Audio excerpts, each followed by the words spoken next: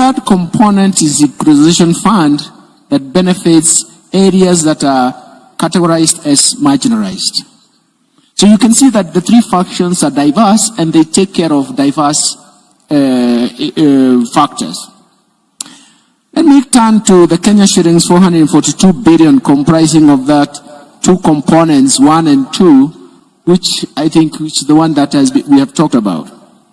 And first of all, let me say that Article 203 of the Constitution gives criteria used in analyzing financial and economic data in the allocation of revenues between the two levels of government.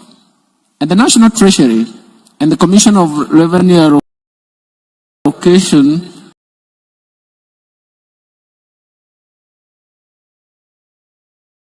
which is represented in this panel, should thus compute the budget figures based on available structure and the division of revenue.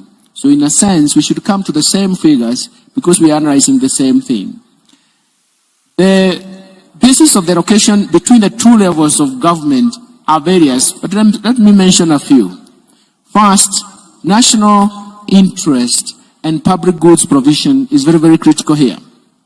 Second, of course, the public debt, which comprise of annual debt redemption, costs, and also the interest payments for both domestic and external debts. And I think this was covered very well by Mheshimiwa Dede because he said it forms the first charge. It forms the first charge because we cannot default on public debt. Public debt is sovereign debt.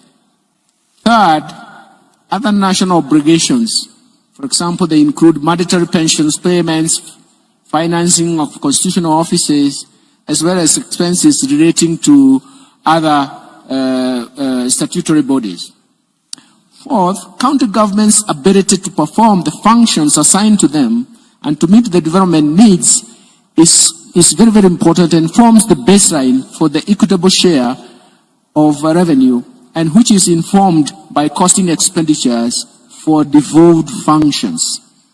It's very, very critical to understand that it's only the devolved functions that are costed here.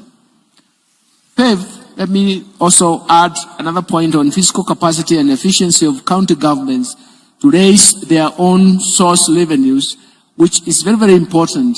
But unfortunately, it hasn't happened very well in the last 10 years, something that we really need to step up and see how we can deal with.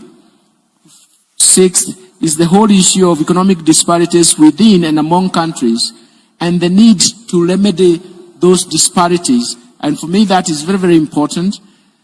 Let me list the seventh point is the need for economic optimization for each country. And here, I want to point out that countries are able to prioritize projects and consequently allocate resources, thus optimizing their potential for economic development. Again, if we want to go back to the scorecard, we may want to ask ourselves, this is an important function, but it's also a factor that determines the allocation of revenue. But 8 is stable and predictable allocation of county government's vertical share of revenue. And for us, this is very important because the equitable share allocation are protected from cuts that may be occasioned by shortfalls in revenues. So they are actually protected.